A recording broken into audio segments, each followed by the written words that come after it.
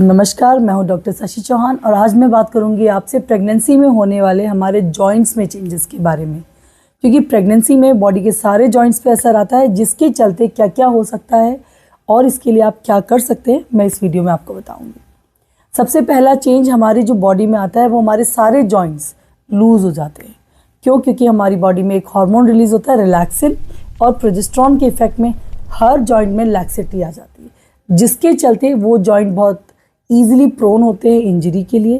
Plus क्योंकि उनका stabilization थोड़ा सा कम हो जाता है और इसकी वजह से उसमें पेन हो जाता है। स्पेशली अगर हम बात करें तो लोअर बैक, हिप्स, बटक्स और नीज, ये सबसे ज़्यादा प्रोन एरिया होता है। भाई प्रेगनेंसी में चेंजेस तो आ गए, लेकिन आप ऐसा क्या कर सकते हैं कि आपको थ्रू आउट प्रेगनेंसी जो आपका डिस्कम्फर्ट है, आप कंफर्टेबल रहो। सबसे पहला काम होता है प्रीनेटल योगा, यानी ड्यूरिंग प्रेगनेंसी आपको योगा करना, कुछ एक्सरसाइजेस आपके लिए बड़ी हेल्पफुल होती हैं। जैसे कि स्पेशली मलासन में बैठना, यानी जिसे कहते हैं उकड़ू बैठना देसी भाषा में। गांव में अक्सर लोग इसी पोजीशन में अपने मैक्सिमम काम करते हैं। जब आप उकड़ू बैठते हैं तो आपका जो लोअर बैक के जॉइंट्स है, जिसमें स्पाज्म आ गया लगातार खड़े खड़े या ग्रेविटी चेंज होने की वजह से या उस पर प्रेशर पड़ने की वजह से, तो वो उसको स्ट्रेच मिलता है और वो खिंच के रिलैक्स हो जाता है। सो मलासन में थोड़ी देर बैठना अपने आप में बड़ा ही रिलैक्सिंग रहता है लोअर बैक के लिए। सेकेंडली आप कर सकते हैं cat and cow pose. Cat and cow pose में भी आपकी लोअर हिप, लोअर जॉइंट जो सैक्रम जॉइंट है, उसकी मोबिलिटी के लिए वो काम करता है। क्योंकि वो जॉइंट्स ऑलमोस्ट फिक्स से हो जाते हैं जब आप ज़्यादा देर काम नहीं कर पा रहे हैं। तो रेगुलर आप अगर कैट एंड काउ पोज का एक्सरसाइज करते हो तो इससे आपकी लोअर बैक मोबाइल रहती है और आपको पेन नहीं होता है। बाकी आती है स्ट्रेचिंग एक्सरसाइजेस, जो आपकी योगा में सिंपल बैक स्ट्रेचिंग्स होती हैं या आपकी हिप जॉइंट की स्ट्रेचिंग्स होती है। आपने पैरों को मोड़ा और साइड में ले गए ताकि आपका जो हिप है वो रिलैक्स हो सके। तो प्रीनेटल योगा यानी एक्सरसाइज अपने आप में बहुत इंपॉर्टेंट है अगर आपको अपने जॉइंट्स को कंफर्टेबल और हेल्दी रखना है। Secondly posture maintenance during pregnancy. हमें पता है क्योंकि अब पोस्चर आपने देखा होगा चाल बदल जाती है, और आपको बता दूं चाल इतनी बदल जाती है, जो पहले के लोग थे वो इतने एक्सपीरियंस थे कि फीमेल की चाल देखकर बता देते कि वो प्रेग्नेंट है, चाहे बेली ग्रो होना हो, तो इसका मतलब कुछ तो बदलता था। तो वही होती है चाल बदल जाना, क्योंकि जॉइंट्स का जो जॉइंट्स और लिगामेंट्स की जो लैक्सिटी आई है, ढीलापन है, उसकी वजह से एक चाल में डिफ्रेंशिएटिंग पॉइंट होता है। तो आपको पोस्चर मेंटेनेंस में क्या करना है? पहला, आपको बहुत ज़्यादा हाई हील्स नहीं पहननी है, क्योंकि अगर आपने हाई हील्स पहनी उससे आपकी बॉडी इम्बैलेंस हो सकती है। प्लस कॉन्स्टेंटली आपकी लोअर बैक का प्रेशर, नीज का प्रेशर और एडियो पे प्रेशर बढ़ सकता है, तो आपको हील्स नहीं पहनी। सेकेंडली, अब जब भी बैठें रिलैक्स करें तो अपनी बैक को वेल सपोर्टेड रख सकते हैं, जिसमें कि आपकी लोअर बैक स्पेशली सपोर्टेड हो। जैसे वाइल ड्राइविंग, आपने प्रोलॉन्ग ड्राइविंग की, उस समय अपनी लोअर बैक में एक पिलो लगा लें। या फिर कभी आपकी बैक को ज़्यादा एक्सर्शन हो गया, जैसे आप बहुत देर बैठ के काम कर रहे हैं, तो आपकी लगातार लैपटॉप पे काम करने की वजह से, तो आप उसके बाद 5 से 10 मिनट अपनी बैक स्ट्रेचिंग के लिए दें, जिससे वो बॉडी का वो पोर्शन यानी बैक आपका रिलैक्स हो जाएगा और आपके जॉइंट्स को इतनी प्रॉब्लम नहीं होगी। प्लस हैंड्स के जॉइंट्स के लिए आप नॉर्मली एक्सरसाइज कर सकते हैं। प्लस अपना एक्टिव रहना थ्रू डेली एक्टिविटीज़, जो डेली रूटीन एक्टिविटीज़ हैं, जैसे कि आप जो भी घर में करते हैं वो अगर आप काम कर रहे हैं तो आप थ्रू आउट द डे जब आप एक्टिव रहेंगे तो आपके जॉइंट्स का स्टैमिना उतना बना रहेगा और वो हेल्प करेगा। और दूसरा, अब इंपॉर्टेंट चीज़ आती है, जब कई लोग कहते हैं कि हम किचन में बहुत देर खड़े रहते हैं तो हमारे बैक में इतना भयानक पेन होता है, हम बता नहीं सकते। तो इसके लिए क्या करना है, जब आप एक पैर पे प्रेशर डाल के लगातार खड़े रहेंगे, एक टिपिकल लोअर बैक पे प्रेशर आता है, उसको वो प्रेशर ना आए इसके लिए क्या करना है, एक छोटा सा स्टूल लेना, पीढ़ा जिसे कहते हैं घर में। तो थोड़ी देर एक पैर एक पीढ़े पे रख के काम करें, थोड़ी देर बाद उस पीढ़े को दूसरे पैर के नीचे शिफ्ट कर दें। इससे क्या होगा? इससे ये होगा कि आपका जो लोअर बैक पे जहाँ पे एक पॉइंट पे प्रेशर आ रहा था वो प्रेशर नहीं आएगा और वो पूरे में डिस्ट्रीब्यूट हो जाएगा, जिसके चलते आपका जो लोअर बैक एक बहुत ही सीवियर बढ़ने वाला था वो ईज आउट हो जाएगा। प्लस रात को जब आप बेड पे सोने जाते हैं तब अपने लिए एक कंफर्टेबल मैट्रेस, जो आपकी बैक के लिए स्पेशली आपको लगे कि हाँ I am comfortable with this, वो चूज़ करना है। पिलो का यूज़ बहुत ही कम करना है initial pregnancy, but later on अगर आपको लग रहा है ज़्यादा तो आप प्रेगनेंसी पिलोज़ यूज़ कर सकते हैं, क्योंकि प्रेगनेंसी पिलो आपको हेल्प करती है आपके प्रेगनेंसी के पोस्चर को स्टेबलाइज करने में। थर्डली आता है स्लीपिंग के दौरान अपना पोस्चर डिसाइड कर। कई लोग कहते हैं कि भाई सोते वक्त कैसा पोस्चर रखें हम। कई लोग ज़बरदस्ती ना लेफ्ट साइड करवट करके ही सो जाते कि डॉक्टर ने तो कहा था लेफ्ट साइड करवट करके सोने से बच्चे की ग्रोथ अच्छी होती। तो मैं आपको ये बहुत ही अच्छे से क्लियर करना चाहती हूँ, प्लीज़ स्लीपिंग पोस्चर पे कभी भी ज़बरदस्ती नहीं करनी है आपको। जिसमें आपकी बॉडी कंफर्टेबली सो सकती है, उसी पोस्चर में जाना है। अगर आप अपनी बॉडी के साथ ज़बरदस्ती करेंगे तो आपको अननेसेसरी मसल स्पाज्म हो जाएंगे, स्प्रेन्स हो जाएंगे, जिसके चलते जब आप सुबह उठोगे तो आप उतना हेल्दी और कंफर्टेबल नहीं महसूस करोगे। हो सकता है आपकी गर्दन में दर्द हो जाए, हो सकता है आपकी बैक में दर्द हो जाए, पैरों में दर्द हो जाए। तो अगर आपको जैसे सोने में कंफर्टेबल लगता है तो वैसे यूज करिए। सेकेंडली, आप प्रेगनेंसी पिलोज यूज़ कर सकते हैं, जैसे मैंने पहले बताया, बिकॉज प्रेगनेंसी पिलो किसी किसी को बड़ा हेल्प करते हैं ड्यूरिंग प्रेगनेंसी उनके पोस्चर मेंटेनेंस में, ताकि वो कंफर्टेबली सो सकें। तीसरा, जिन लोगों के शाम तक पैरों में थोड़ी स्वेलिंग बढ़ जाती है, वो लोग क्या कर सकते हैं, पैरों के नीचे पिलो लगा के थोड़ी देर रेस्ट करें।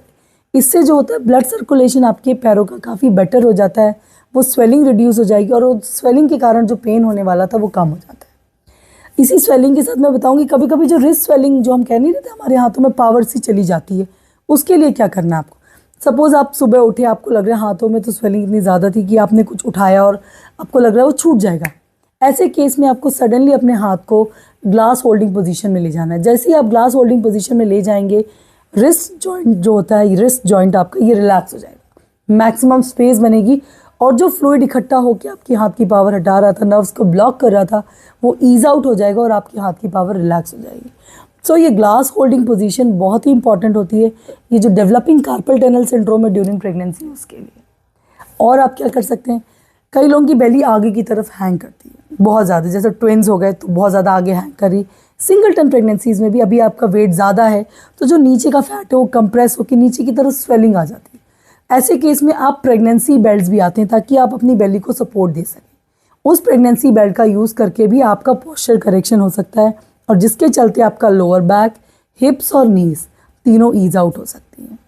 लास्टली, आपको अपने सप्लीमेंट्स टाइम पे लेने चाहिए। विटामिन डी और कैल्शियम की रिक्वायरमेंट आपकी प्रेगनेंसी की बढ़ जाती है, क्योंकि आपकी बोन्स को भी चाहिए और बेबी की बोन्स को भी चाहिए।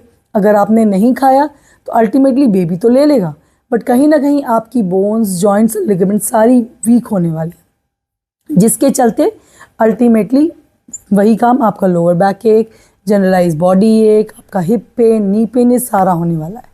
तो अपने सप्लीमेंट्स स्पेशली कैल्शियम और विटामिन डी टाइम पे लेने हैं आपको। तो लूज जॉइंट्स आपका पहला एक नॉर्मल फिनोमेना है और इसकी वजह से होने वाला पेन भी एक नॉर्मल फिनोमेना है। सेकेंडली क्या होता है, क्योंकि अब जॉइंट्स लूज हो गए हैं, आपका पोस्चर चेंज हो जाता है। तो लूज जॉइंट्स की वजह से भी पोस्चर चेंज होता है, प्लस ग्रोइंग यूट्रस, आपकी जो बच्चेदानी का साइज बढ़ रहा है। किसी किसी की बच्चेदानी आगे की तरफ होती है तो वो बैक पे अलग तरीके से प्रेशर डालती है। कभी कभी एब्डोमिनल मसल्स की टोन ज़्यादा होने की वजह से थोड़ा सा वो पीछे बैक पे ज़्यादा प्रेशर डालती है। तो ग्रोइंग यूट्रस के चलते जो आपकी सेंटर ऑफ ग्रेविटी बॉडी की है वो शिफ्ट हो जाती है, जिसके चलते सारा स्ट्रेन आपकी बैक और अल्टीमेटली नीज पे आता है। अब लोअर बैक जो है, जैसे मैंने कहा कि लोअर बैक एक स्टार्ट हो जाता है इनिशियली, जैसे आपकी प्रेगनेंसी टेस्ट पॉजिटिव आता है 1.5-2 महीने के बाद से ये बैक एक धीरे धीरे बढ़ता चला जाता है और till the end of pregnancy जब आपका यूट्रस पूरा आगे की तरफ बेली बढ़ जाएगा, ये बैक एक और सीवियर हो जाता है। स्पेशली ये बैक एक सुबह तो कम होता है जब आप रेस्ट करके उठते हो, लेकिन at the end of the day शाम तक जाके काफ़ी सीवियर हो जाता है। सेकेंडली यही हाल होता है नीज का, नीज पेन भी at the end of the day बढ़ जाता है और आपका पैरों का सोल या तलवे। तभी तो हम कहते हैं कि कंफर्टेबल चप्पल पहनो, नहीं तो अगर आपने ज़्यादा हाई हील्स पहनी या ज़्यादा देर एक पैर पे वजन डाल के खड़े हैं तो भी आपको ये बैक एक हो सकता है। सेकेंडली आता है प्यूबिस सिम्फाइसिस का जोन, जो आगे का जॉइंट है हमारा लोअर एब्डोमेन के नीचे, जो हमारी हड्डियाँ मिल रही हैं प्यूब्स बोन के अराउंड, उसमें कभी कभी एकदम शार्प शूटिंग पेन होता है। स्पेशली जब आप करवट लेते हो, आपको लगता है मैंने करवट ही नहीं ले पाती क्योंकि इतना ज़्यादा पेन होता है, या फिर आप उठ रहे होते हो या ज़्यादा देर एक पैर पे खड़े होते हो या चलने में या सीढ़ियाँ उतरने चढ़ने में, ये प्यूबिक बोन भी इसी वजह से होता है क्योंकि आपकी अगेन जॉइंट्स लैक्स हो गए, प्लस इस पर इतना स्ट्रेस आ रहा है ड्यू टू ग्रोइंग बेली कि ये इन्फ्लेम हो जाता है। ऐसे केसेस में आप थोड़ा सा कोल्ड स्पंजिंग कर सकते हो ताकि थोड़ा रिलैक्स हो जाए, प्लस अपने डॉक्टर से मिलकर सलाह ले सकते हो। अब आपको कब हॉस्पिटल जाना चाहिए, मतलब कब आपको लगे कि भाई नॉर्मल तो चलो है, लेकिन आपको ये जानना ज़रूरी है कि ये चेंजेस कब अब नॉर्मल होते हैं। पहला, अगर इन्हीं जॉइंट्स में स्वेलिंग बहुत ज़्यादा आ गई और रेडनेस आ गई तो ये किसी और प्रॉब्लम को इंडिकेट कर सकते हैं। सेकेंडली, या आपको इसके साथ फीवर आ रहा है, क्योंकि जॉइंट्स में स्वेलिंग और फीवर भी एक डिफरेंट कंडीशन को इंडिकेट करता है। या फिर आपको लग रहा है स्वेलिंग इतनी ज़्यादा है कि आप अपनी डेली रूटीन एक्टिविटीज़ नहीं कर पा रहे हैं, तो भी आपको अपने डॉक्टर से मिलना चाहिए। नेक्स्ट आता है कि आप आपकी मसल्स भी स्ट्रांग होनी चाहिए। इसीलिए आपको ड्यूरिंग प्रेगनेंसी कुछ वर्कआउट्स हैं वो करते रहने चाहिए। जैसे अगर आप पहले बहुत ही अच्छा जिम वर्कआउट करते थे तो अभी भी आप एक मॉडरेट जिम वर्कआउट कर सकते हैं। आप पहले स्विमिंग करते थे तो आप ड्यूरिंग प्रेगनेंसी भी स्विमिंग कर सकते हैं। आप पहले योगा कर सकते थे तो अपने डॉक्टर से कंसल्ट करके जो योगा सेफ है आप वो कंटिन्यू कर सकते हैं। तो ये सब आप करने से आपके जॉइंट्स हेल्दी रहेंगे ड्यूरिंग प्रेगनेंसी। और लास्टली मैं कहना चाहूँगी कि घबराइए मत। जैसी आपकी डिलीवरी होती है ये सारे बॉडी चेंजेस, ये सारे जॉइंट चेंजेस हैं, ये वापस नॉर्मल हो जाएंगे।